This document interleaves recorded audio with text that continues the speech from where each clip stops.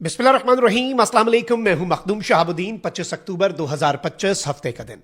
नाज़रीन किराम, इस वक्त एक जानिब तो पाकिस्तान और भारत के दरमियान कशीदगी उरूज पर पहुंच चुकी है। दोनों ममालिक ने अपने अपने नोटम और फ़ज़ाई हुदूद बंद करने का ऐलान कर दिया है, और एक ऐसे मौके पर जो अमरीकी नेवी है उसके तैयारे भी आकर इस रीजन के अंदर अपनी सर्वेलेंस और मामलात का अंदाजा लगाने का काम जो है वो शुरू कर चुकी हैं। एन उसी मौके पर पाकिस्तान के DGISPR ने एक स्टेटमेंट जारी की है। ईस्टर्न और वेस्टर्न फ्रंट पर जो पाकिस्तान को खतरात इस वक्त लाहक है और एक टू फ्रंट वॉर है, उससे पहले पाकिस्तान क्या करने जा रहा है और पाकिस्तान की पॉलिसी क्या है, इंतहाई बरवक्त स्टेटमेंट जो है वो जारी की गई है। इसके साथ ही साथ नाज़रीन किराम, भारत जो है वो बुरे तरीके से फंस चुका है। भारत को अफगानिस्तान के अंदर एंट्री चाहिए थी, लेकिन अब भारत के खिलाफ एक महाज उठ खड़ा हुआ है अफगानिस्तान के अंदर से। तालिबान मुखालिफ इत्तेहाद ने भारत और अफगान तालिबान की रिजीम के खिलाफ ऐलान जंग कर दिया है। बड़ी इंटरेस्टिंग डेवलपमेंट्स हैं, और ये याद रखिएगा कि भारत अगर पाकिस्तान को घेरना चाह रहा है तो क्या पाकिस्तान भारत को नहीं घेरेगा? भाई, जो हमारे हाथ में है हम भी तो वो करेंगे। और अभी हालिया आपने देख लिया कि भारत ने आते साथ जो ISR इंटेलिजेंस सर्वेलेंस और रिकॉनिसेंस वाला इनका तैयारा है, उसके साथ जो हमने किया, उसके सिस्टम को जाम किया, उसे एक्सपोज कर दिया पूरी दुनिया के सामने। और यह पाकिस्तान एयरफोर्स की एक साइलेंट विन थी 2 दिन पहले, और अब पाकिस्तान ने उसी हिसाब से अपने नोटम्स जारी कर दिए हैं। पाकिस्तान अपनी मशकें करने जा रहा है, और सरक्रीक बहुत इंपॉर्टेंट है। नेवी वाली साइड और कराची वाली साइड पर बहुत ज्यादा इस वक्त नजर है हमारी, क्योंकि भारत वहां से एडवेंचर की तैयारी कर रहा है। ये सारी डिटेल्स आपके सामने रखनी है। अगर अभी तक आपने इस वीडियो को लाइक नहीं किया तो लाइक जरूर कर दें। कमेंट सेक्शन में पाकिस्तान जिंदाबाद का नारा आपने जरूर लिखना है, और इस कदर शिद्दत से पाकिस्तान जिंदाबाद का नारा लगाएं कि ईस्टर्न और वेस्टर्न बॉर्डर से के पार पाकिस्तान के दुश्मनों को यह मैसेज जाए कि the nation stand United. Channel को सब्सक्राइब नहीं किया तो चैनल को भी लाजमी सब्सक्राइब कर लें। सबसे पहले तो नाज़रीन इकराम, मैं आपको यह बताऊं कि इस वक्त फ्लाइट रडार पे US नेवी का P-81 जो है पोसेडॉन, वो पेट्रोल कर रहा है अरेबियन सी में।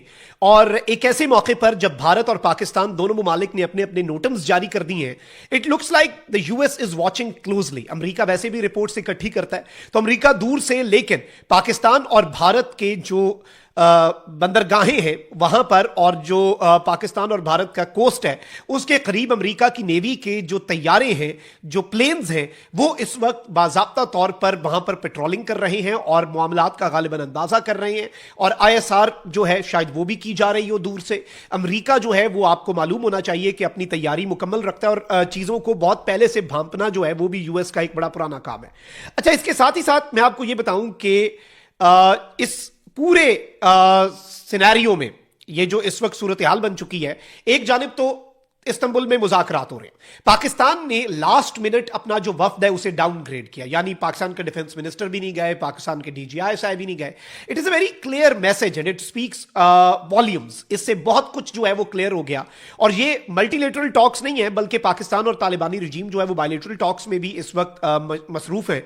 और ये चीज याद रखिएगा कि अगर प्रोसेस जो है, जो ये मुज़ाकराती अमल है, पाकिस्तान की मर्जी के मुताबिक नहीं चलता, जिसकी इस वक्त इम्कानात हमारी इंटेलिजेंस रिपोर्ट्स के मुताबिक कम है, तो फिर Afghanistan will have to face consequences. इसमें तो there is no other opinion, इसमें कोई दूसरी राय जो है वो नहीं होनी चाहिए। और मुज़ाकरात कोई खास हमें बेहतर अंदाज में आगे चलते हुए नजर भी नहीं आ रहे।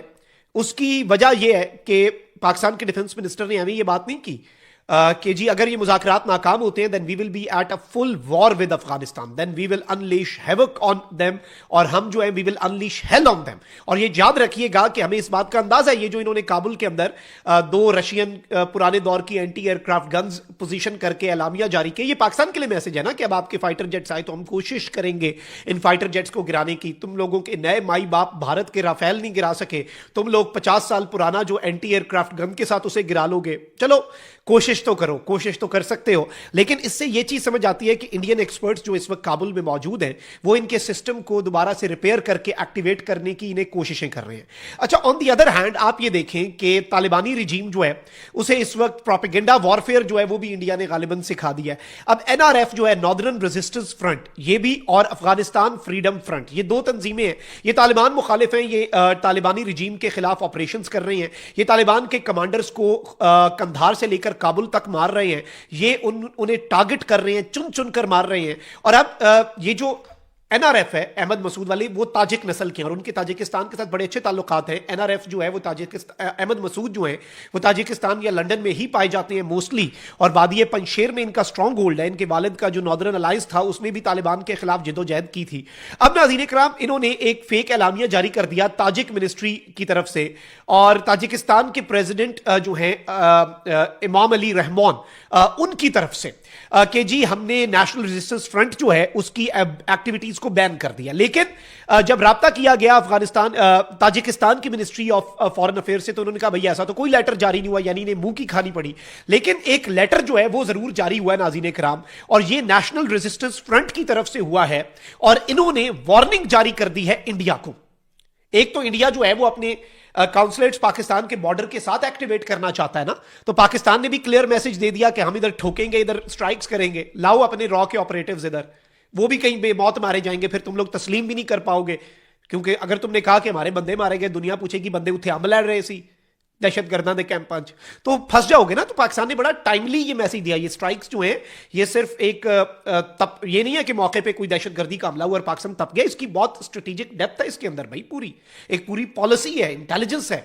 अच्छा, अब इस सब के अंदर आप ये देखें नाज़रीन कराम कि इस वक्त जो इंडिया है उसे एक्यूज किया है एनआरएफ ने, जो नॉर्दर्न रेजिस्टेंस फ्रंट है, तालिबान मुखालिफ ग्रुप, और उन्होंने कहा है कि भाई इंडियन गवर्नमेंट जो है वो बाज रहे, और हम आपके ऊपर ये नजर रखे हुए हैं, आप जो अपनी एम्बेसी रीओपन कर रहे हैं और जो आप तालिबानी रिजीम जो है उसका जो सपोर्ट कर रहे हैं, बेसिकली आप भी अब रिस्पॉन्सिबल हैं इनोसेंट अफगान्स के कत्लेआम के, और आपकी इमेज जो है इंडिया की, जो आप एक डेमोक्रेसी की इमेज देते हैं, वो भी इस वक्त मुकम्मल तौर पर टार्निश हो चुकी है। और लेजिटिमेट टारगेट्स जो हैं, एक मुबैना खत जो है वो नेशनल मोबिलाइजेशन फ्रंट और एनआरएफ की तरफ से सामने आ रहा है कि फिर ऑपरेटिव्स जो हैं आपके, वो भी एक लेजिटिमेट टारगेट हो सकते हैं inside Afghan territory and even in Kabul.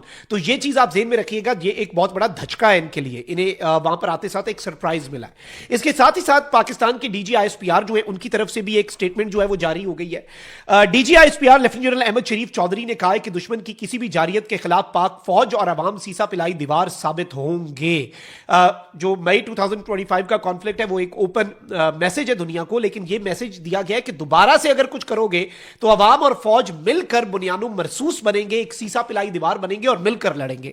DGISPR ने मुख्तलिफ यूनिवर्सिटीज और मदारिस के असातिज़ा और तलबा के साथ एक नशिस्त की, जिसमें मुख्तलिफ यूनिवर्सिटीज जो है खैबर पख्तूनख्वा की मरदान की, जिसमें Abdul Wali Khan university, women's university, university of engineering and technology, मदारिस के तलबा और असातिज़ा ने शिरकत की। इस दौरान मार्का हक और हालिया पाक अफगान कशीदगी समेत मुख्तलिफ मौज़ूआत पर बड़ी तफसीली गुफ्तगू हुई।